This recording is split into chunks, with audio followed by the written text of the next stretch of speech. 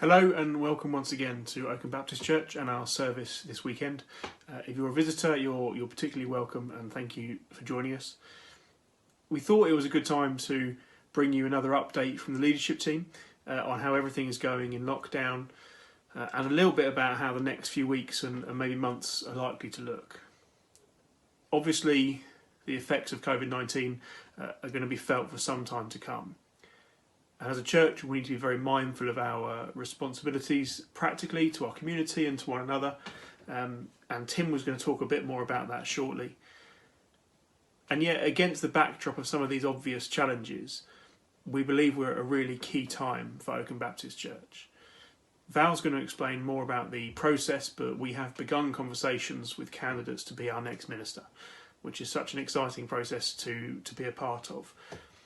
Now, handling these interviews and these discussions in a appropriately socially distant way is an interesting challenge. But as a team, we really believe that God will bring the right person through that process in whatever time period that takes. So we're not looking to rush through that. We're looking to try and discern who God wants to bring to Oakham.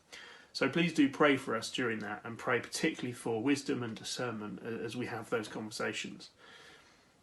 Finally, just a quick thing, as you know, Tim, Lorraine and Andrew were kind of co-opted onto the leadership team at the beginning of lockdown. We will still be looking to get these appointments properly ratified through the church members meeting as soon as we can, but these three are operating very much as part of the leadership and are really doing a fantastic job. I don't think we'd have coped very well without them. Finally, I'm just going to pray quickly and then hand over in effect to Julie, who's bringing our message today on Mary and Martha from Luke 10. Father, thank you for all the things that you're still doing amongst us. Thank you for the excitement of this next stage of Oakham Baptist Church, Father, as we try and kind of heed your word to us to be more missional and to be more focused on our missional purpose here in Oakham and in Rutland.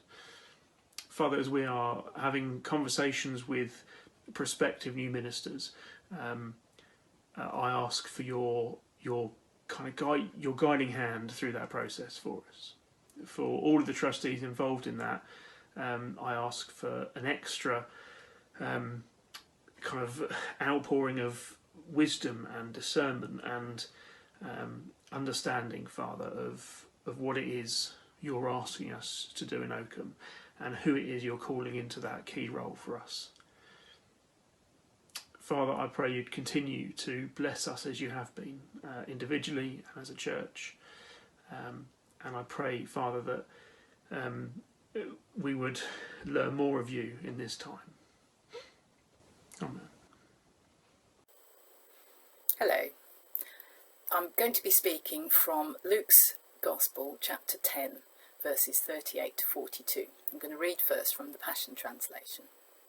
The title of this section is Jesus Visits Martha and Mary. As Jesus and the disciples continued on their journey, they came to a village where a woman welcomed Jesus into her home. Her name was Martha, and she had a sister named Mary. Mary sat down attentively before the Master, absorbing every revelation he shared. But Martha became exasperated by finishing the numerous household chores in preparation for her guests. So she interrupted Jesus and said, "Lord, don't you think it's unfair that my sister left me to do all the work by myself? You should tell her to get up and help me." The Lord answered her, "Martha, my beloved Martha, why are you upset and troubled, pulled away by all these many distractions? Are they really that important? Mary has discovered the one thing most important by choosing to sit at my feet. She is undistracted, and I won't take this privilege from her." These 5 verses are very familiar to us. They paint a vivid scene of first century life in Israel. But they also give us a strong message on what Jesus would be saying to us in some of our day-to-day church situations. We know that Martha, Mary and Lazarus were good friends of Jesus and lived in Bethany, which is just a few miles outside Jerusalem. Jesus and the disciples frequently stayed there when they were visiting Jerusalem. We have to assume that Martha is a widow, as she is the host when Jesus and the other guests arrive. Mary and Lazarus must be unmarried, as they are also living in Martha's house.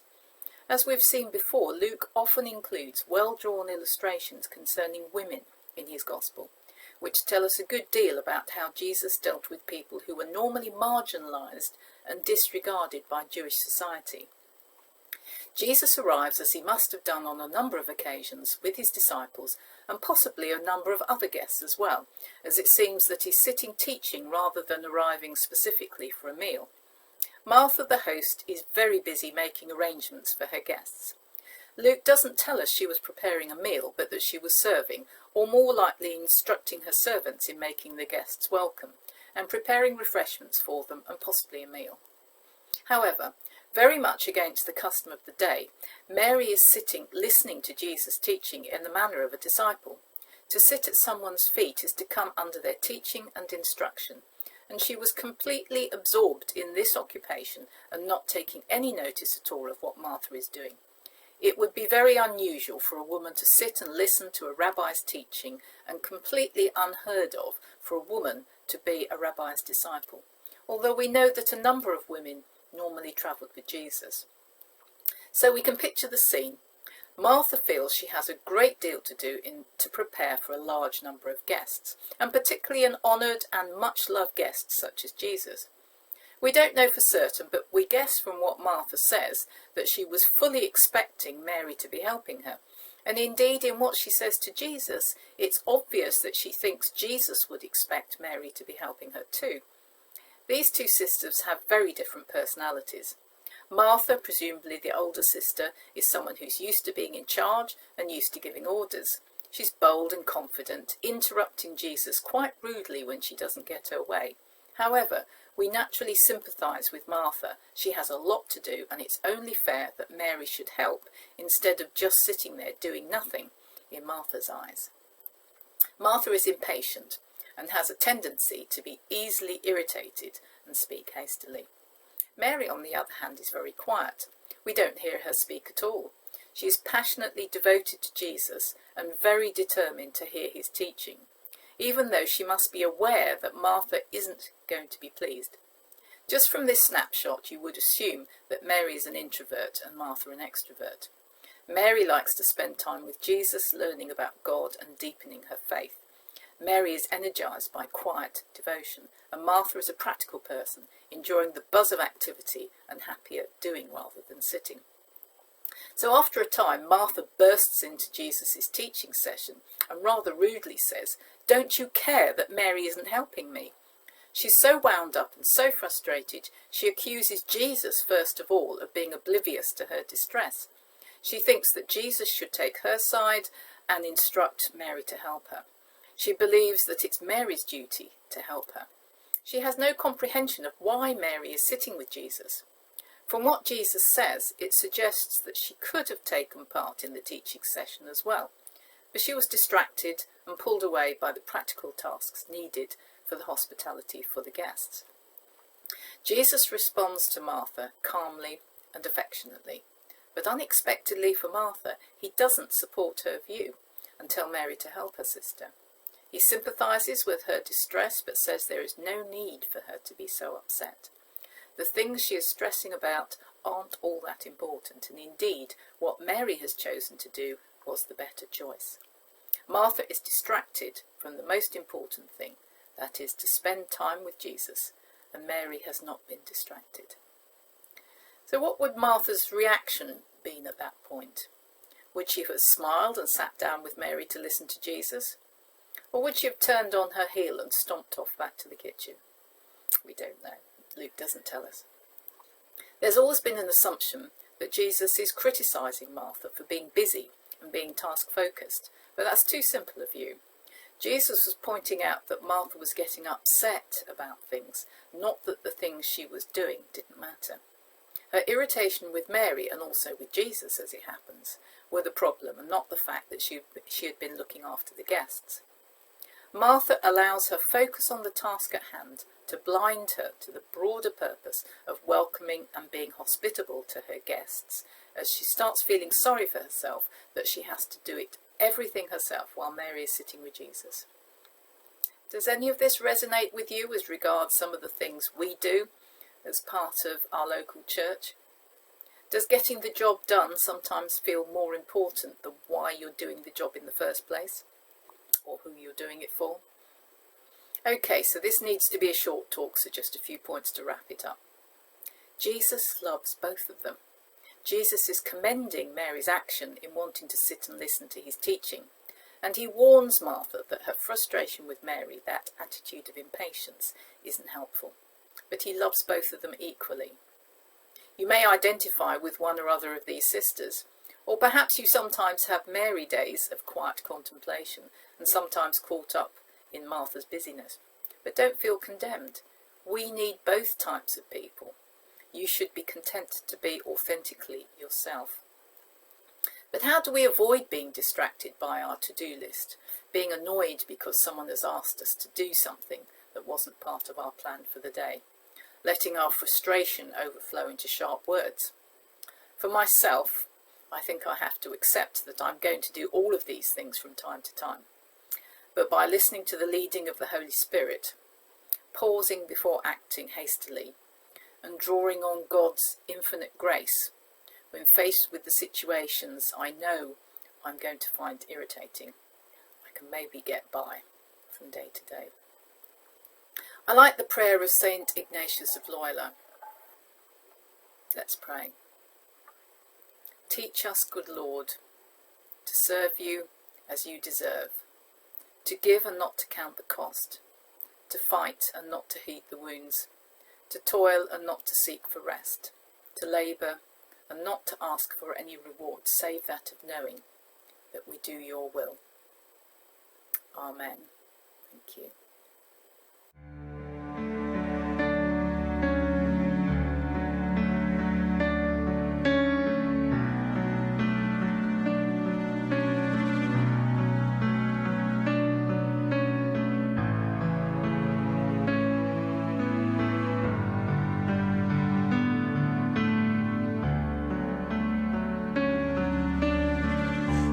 Fix my eyes upon the cross. I'm reaching out with all I've got. I'm letting go to start again. I need your love, that's why I'm here, waiting outside my life. But while I'm here, I'll give my all. You are my peace within the storm. Here at the cross, I find my home. You are greater, Jesus, you are greater than it all.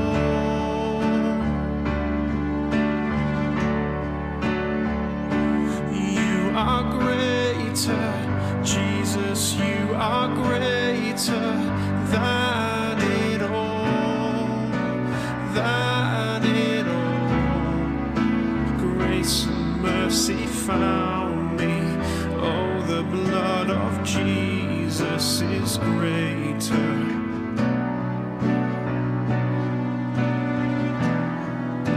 Grace and mercy found me, oh, the blood of Jesus is greater. Lord, I believe you rose again, so I don't believe this is the end. You never fail, you have a plan. My life you hold within your hand.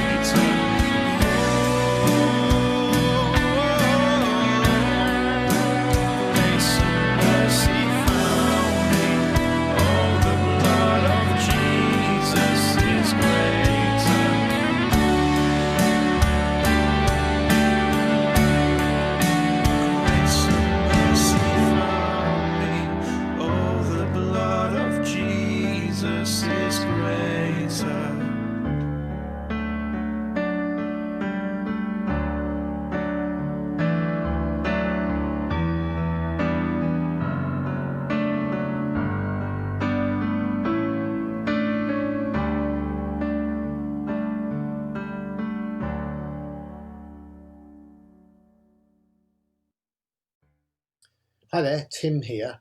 There's three things that I wanted to talk to you about this morning. The first one is how we might open up the church building for some limited use as the COVID restrictions start to be released.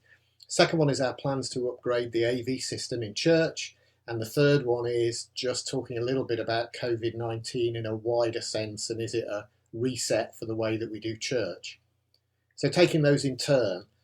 First of all, opening up the building. So things are changing with the government response to COVID-19, and we want to take advantage of what we can do, but make sure that everyone can stay safe. We have produced a risk assessment for the use of the building, which will allow it to be used by small groups of up to 10 people at a time. This will need to be pre-booked, and organisers and attendees will need to abide by the rules that we've set for the use of the building, which is going to mean people signing in and out so we can monitor usage, and if we need to, comply with providing information about track and trace, and maintaining social distancing whilst people are inside the building and things like that. The kitchen and the toilets will be out of bounds because they're not spaces where we can maintain social distancing, but the disabled toilet and the baby changing facility will be able to remain open, so that if people need to use it while they're there, then that's the facility they'll be able to use. We won't be able to allow any singing or shouting or raised voices in church, as those things are not allowed under the regulations. But we will be able to meet, and people will be able to make use of the building if they want to, in small groups. So we're in the middle of setting up things like sanitizers and PPE stations and bins and things like that we need to do. So I hope that we'll be ready to allow this limited use of the church by the end of this coming week.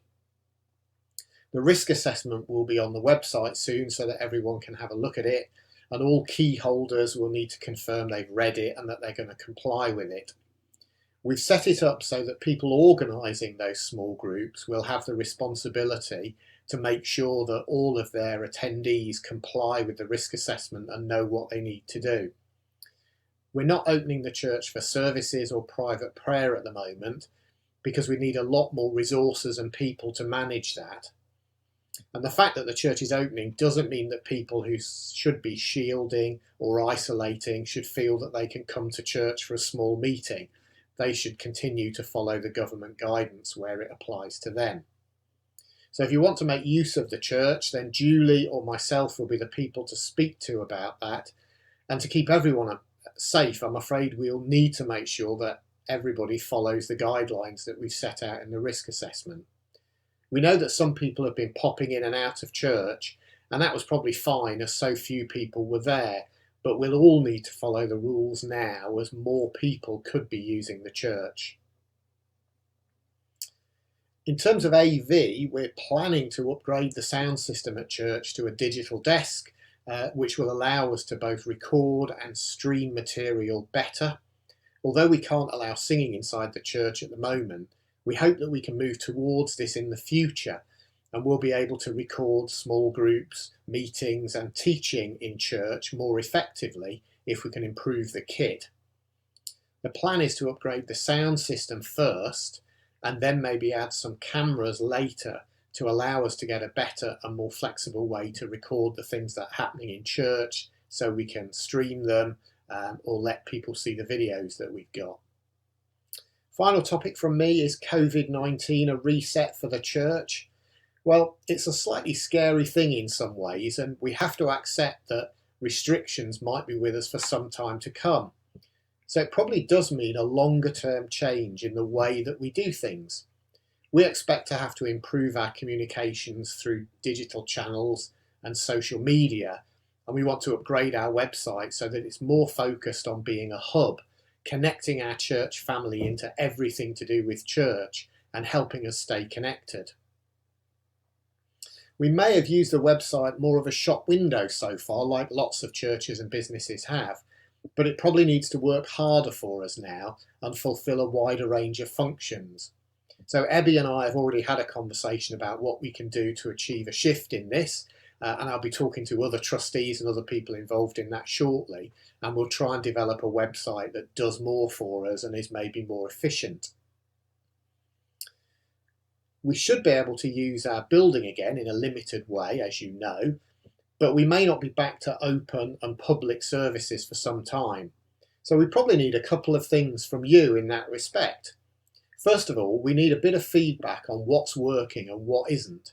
A lot of people have worked really hard to produce online services, and I'm sure that you found that some of those things you've liked and some of them haven't struck you perhaps as much. And that's fine, because it's always been like that in church anyway. We do different things. But we could do with some feedback now, and particularly where we might be missing something, or particularly missing people or losing contact, so that we can try and target resources at those people and reach out to them, even if they haven't got access to the web, for example. And we also need you to think about how you can engage with what needs to be done now. It might be that you used to do something in church that you can't do now, setting tables for sanctuary, or making sure the Bibles were out for a Sunday service, or greeting on the door, or making coffee, or whatever. But that doesn't mean that there isn't anything you can do now. So it'd be good to know if people think that they could do something else in the church family now, whether that's shopping for someone, or staying in touch with people by phone, or establishing a prayer triplet, or who knows, there's lots of things. We want to try and make sure that we get everyone involved in new church, because God still wants his church to grow and to disciple people through the work of the church. We just have to work out how to do it and the part that we can all play. So I hope that you'll let us know what you think you could do if you're not doing stuff already, and how you think you could be involved, and give us that feedback on what we're doing so far and what bits we might be missing. That's all from me. I'd like to wish you a really good Sunday, and God's blessing on all of you, and I hope to see you soon. Well, good morning all. I'm Andrew, and as the new treasurer here at OVC, I'm going to be giving a brief update on the church's financial position for the first half of the year. I thought I would start with the news that the 2019 accounts have now been finalised. We accountants always work a few months in the past, and so we're just finishing tidying up the last few odds and ends from last year. Last year was a fantastic year financially for the church. Income was significantly higher than projected, and we ended up with a very large surplus of £24,600. As we now look at the first 6 months of this year, I'll start by discussing income. I just want to say a big thank you to all of you who give so regularly for your consistent and faithful giving, especially during this tricky season. Total income to the end of June is standing at £68,000.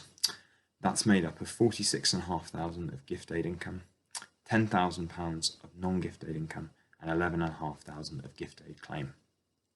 Understandably, this is slightly lower than originally budgeted, but is still a very healthy position. Looking now at expenditure, I'm very pleased to say that the church has managed to control costs. Total outgoings are just under £50,000. As a church, we've been able to make the necessary savings, but still support the fantastic work that the church is doing. As we look at the combined picture, we have a healthy surplus so far this year.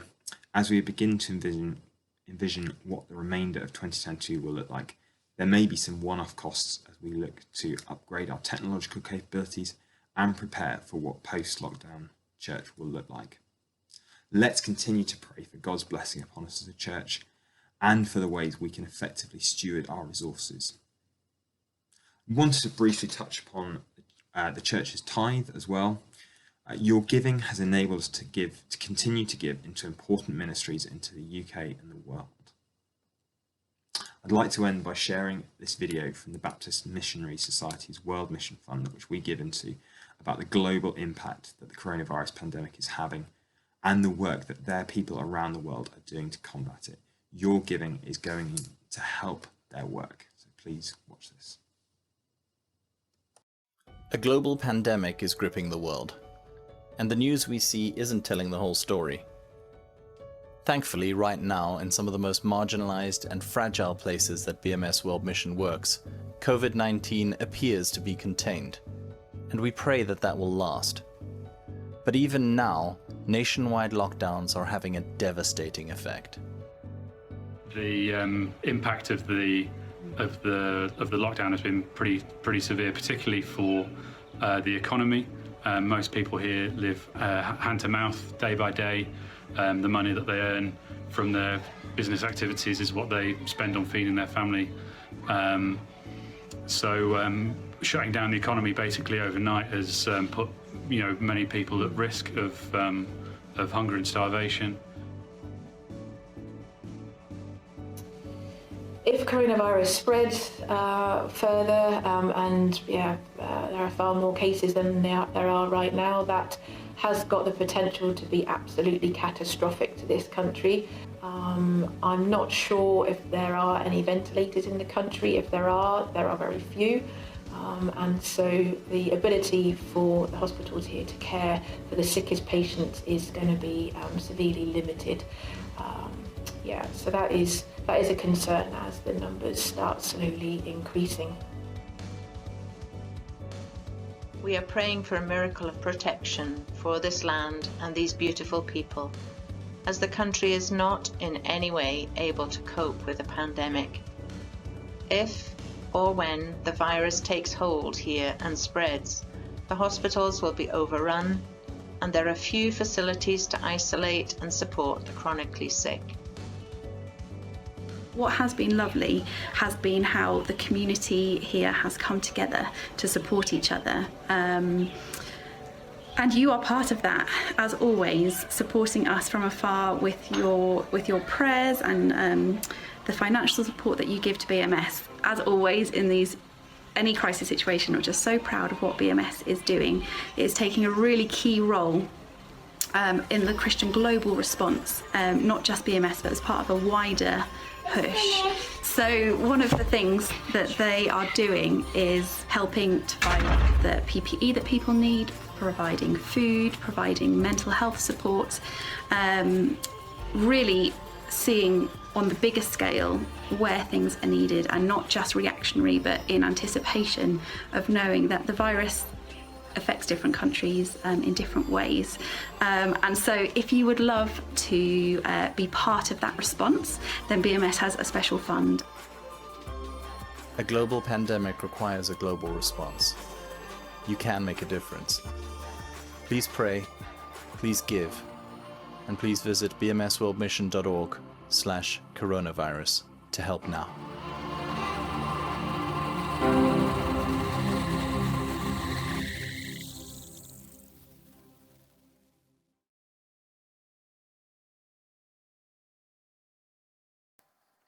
Hello, I'm going to recap and to update you as to where we are in our journey towards finding a new minister. As you may recall, we discussed in the last church meeting we had, which was in January, how the process would work, and we're going through the Baptist Union settlement agreement process. So the first part of that was to develop and submit a church profile so that ministers looking for a church would see what they were getting. You'll recall that we sent the draft church profile out to you in around end of May, and we're very pleased that the church profile was approved by the majority of church members, and that many of you sent helpful comments and suggestions back to us. So the final church profile was submitted to the EMBA, and they in turn disseminated it to any ministers or new ministers who were looking for a new church. And then in June, the settlement team at the EMBA met, and they basically look at prospective ministers and churches looking for a minister, and prayerfully match prospective ministers to churches. So that process was conducted in June, and as a result of that, 2 names were submitted to the trustees for consideration. We have, as trustees, met with both those candidates. We've interviewed them online, a preliminary interview, and the position now is that we as trustees are prayerfully considering whether either of those candidates is, in our view, suitable to be considered as our new minister, and the candidates are also considering whether Oakham Baptist Church is the church they feel they should be the new minister of. So that process is going on, and we are maintaining a dialogue with both of them. So we are intending to meet each of them again over the next couple of weeks and get to know them a little better, and they get to know us a little better and get to know the area better, and so on. If at the end of that process we, the trustees, consider that one or other of the candidates is a person that we would like to recommend you to consider as our new minister, and that candidate thinks that they would like to put her name to be put forward, then we will introduce that person to you as the church. Now it's a slightly more difficult process for us because of the lockdown and the restrictions on us being able to meet as a whole church. Normally, a prospective new minister would come and preach with a view, as it's called, and that obviously would have to happen online, which would give you a flavour of what the person was like, but that's obviously not the same as meeting them person to person. So we would also, we have to sort out logistics, but the intention would be that we would try to arrange various meetings, a series of meetings, so that any member of the church who wanted to could meet the minister in smaller groups rather than in one large group, as we would normally do. So that's the process. Now, if following our further talks with both the candidates, we and or they decide that neither of them is really suitable, or we shouldn't progress either of their applications, then the next time the settlement team meets from EMBA will be September. So there'll be a series of rounds of these settlement meetings. So that's what will happen. And as soon as we have any news, of course, we'll let you know. I should also just perhaps say a little about how the trustees are carrying out a decision-making process during this time where we can't meet together and we can't hold church meetings. We're very aware as trustees of our obligation under the Constitution, and as charity trustees as our obligations to the Charity Commission. And we therefore we try as hard as much as we can to involve church members in our decision making. So in some cases, as with the church profile, we were able to email the profile out to you and, in a sense, get you to vote virtually and take a decision that way. There are other decisions that we have to take more quickly, and we have to kind of act in a pragmatic way so that the church can carry on, can run in these unusual times.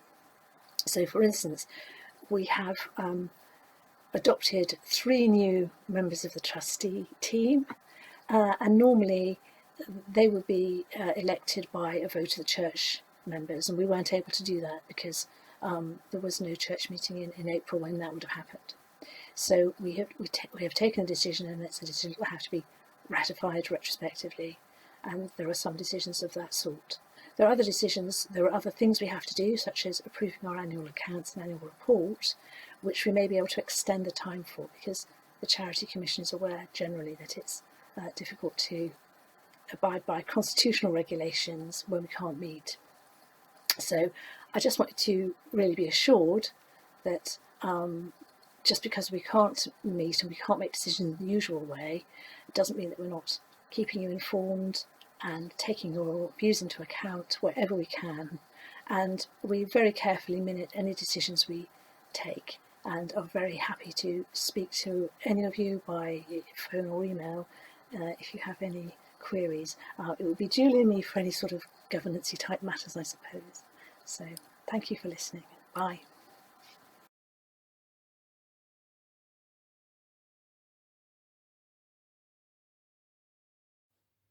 Hi OBC, I just want to do a very short video about prayer at Oakham Baptist Church.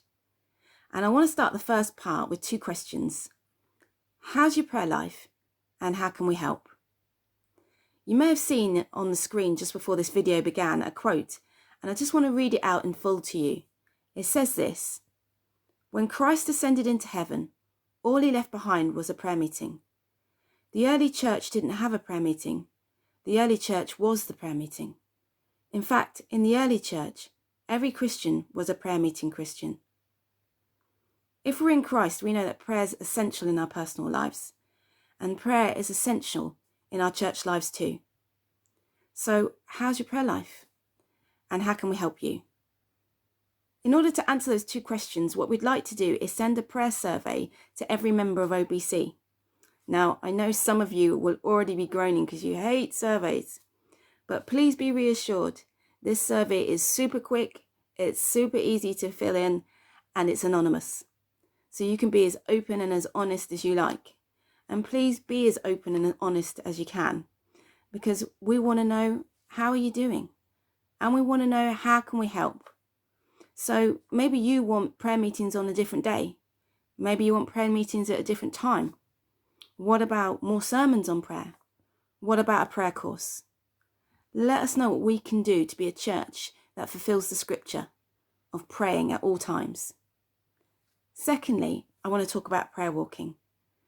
Now, you may know that some of us went on the 4th of July to prayer walk in singles, couples, triplets, just predominantly praying for the high street in Oakham and for businesses and just for the health and wealth of the community. Now, I know some of you will have been doing this for years, but we want to join together as a group of believers and prayer walk regularly. I know that some of you would love to prayer walk, but it's not something you can physically do at the moment. Please don't feel excluded. I just want to reach out today and say that if you'd be interested in regularly prayer walking, please get in touch with me. My contact details are on Church Suite, or you can message me via Facebook. And if you're just want to go on your own, or in couples or in triplets, it'd be great if we could regularly pray for this community, and we could pray for people to come and know Christ, and we could pray for the spiritual success of Rutland. So if that's you and you want to be involved, let me know. And if you're somebody who can't go out prayer walking, but you want to set aside a time to pray for the community in that way, please let me know, because it would be great to know that every day someone in OBC was praying for Rutland.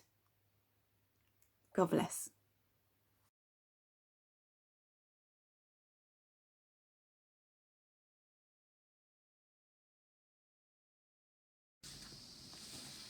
Good morning, OBC, friends, family, and perhaps visitors who are just dipping into our service for the first time online. My name's Merv, and I just want to take just a few minutes of your time just to talk about outreach and some of the things that we're doing in the future. If you're listening to me now, you're aware that we do online services because of COVID and the pandemic. And, you know, it's a real shame that we can't meet as a body of believers, but the really good thing that's come out of it is that all evidence points to the fact that more people are dipping into church with it online than perhaps ever before. People who wouldn't dream of stepping through the doors of a church are now clicking on the internet and listening to church online, and that's really good. And to that end, we've put together a little resource pack for people who maybe want to discover more about the Christian faith. You may well already be aware of it. It includes a UCB Word for Today booklet. Mark's Gospel is also in the pack up. And finally, a little book by J. John called Making the Connection. Two of the questions on the back of that book are, how can we know God, and how can we know what he is like? Well, what perhaps comes to mind when you ask those questions is Alpha. And indeed, we're thinking and considering running an Alpha possibly online in the autumn, so that's something to look out for.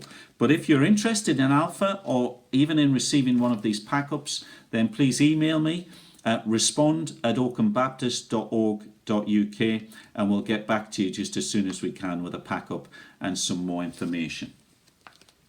One other exciting development is we're in the front of the queue for a new course that is coming out that's been written by John McGinley, one of the vicars at Holy Trinity Leicester, and it's a course called Mission Shaped Living, which can help us to learn how to reach out to our communities. It says this: it is a resource designed to help us develop discipleship and grow in confidence to reach and bless our communities. So that's something exciting to look out for in the autumn. We may do it through life groups or we might do it as a whole church together. We've still to work out the details how we'll run that course. Earlier, Julie spoke about the story of Mary and Martha. And of course, the story ends with Mary sat at the feet of Jesus, making that connection with her Saviour. Let me just read something that Jeff Lucas said in one of his daily readings this week. He asked himself this question: is what I do for Jesus what Jesus wants me to do for him? You know, sometimes we can be really busy doing lots of things, but we need to sit back like Mary sometimes and just come to the feet of Jesus. When we connect with God, he'll show us and give us the opportunities to help us reach out to our communities and connect with them. God bless. Hi there, it's Neil here. As you'll be aware, since lockdown started, I've passed on the baton of Church Treasurer over to Andrew so that I can now focus more on supporting the children and young people and assisting Rhoda in rolling out all of her great ideas. Frustratingly, many of these have been put on hold while lockdown restrictions have been in place. However, Rhoda has been working hard during the last 4 months in spite of the constraints, keeping in regular weekly contact with the younger generation and their families, keeping them focused on Jesus and checking that they're doing okay. Here is some of what's been taking place currently. Hi everyone, I hope you're doing okay. I'm just letting you know what the children and youth have been doing during lockdown.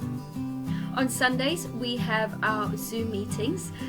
We have 3 of them at the moment, which means we can cover more ages, we can see more families and catch up. It's been really great. I've been sending out a page as well each week which has recipes, fun games and a story for them to all enjoy. On Friday nights we have our games night. We're doing that once a month. Sometimes we do movie nights as well, and the games we've been playing are Jackbox. If you haven't had a chance to play Jackbox, I definitely suggest try it. It's been a lot of fun. New Wine, oh great information about New Wine. It is free. It is online and available to everyone, so we can all go to New Wine this year, which is going to be amazing. It's from the 30th of July to the 3rd of August. We're going to have some children and youth games. We're going to have some children and youth meetings too. It's going to be great. We're going to all meet online on Zoom, and I'll send some more details about that by email soon. You can also visit the New One website, and if you want to, you can camp outside if you're brave enough, or you can camp indoors. It'd be great for everyone to get involved. Our next family service is on the 26th of July. We also, after the service, we're going to be watching a movie at 2 p.m. together. I'll be sending the Zoom details as well, so you can all log in, which should be great to see you all. If you want more information, go to oakenbaptist.org.uk. If you want some more information about the children's services, go to oakenbaptist.org.uk/children, and the youth services, it's oakenbaptist.org.uk/youth. Neil is next, just to say a few things, and then afterwards we're going to watch a promo for the 26th of July. Have a great summer and see you soon. I'd like to emphasise as well the New One events and encourage you to do all you can to look to plug into them as much as possible. Now, irrespective of what is happening, we're keen to do all we can to support both the families in the church and those in our communities that are outside of the church, and we're exploring how we can practically do this in spite of the current restrictions. Whilst we're still not able to meet together in the way that we'd like, I'd encourage all families to embrace what Rhoda is organising and to take part. The more the merrier. But do let us know if you're struggling to do this in any way, and we can look to support you. The next thing to look out for is a family service on the 26th of July. Here is a little teaser trailer that Rhoda has put together, followed by a worship video that cleverly combines one of my favourite worship songs from when I was at university, King of Kings, with the song Joe walked down the aisle to on our wedding day. See if you can work out what it is.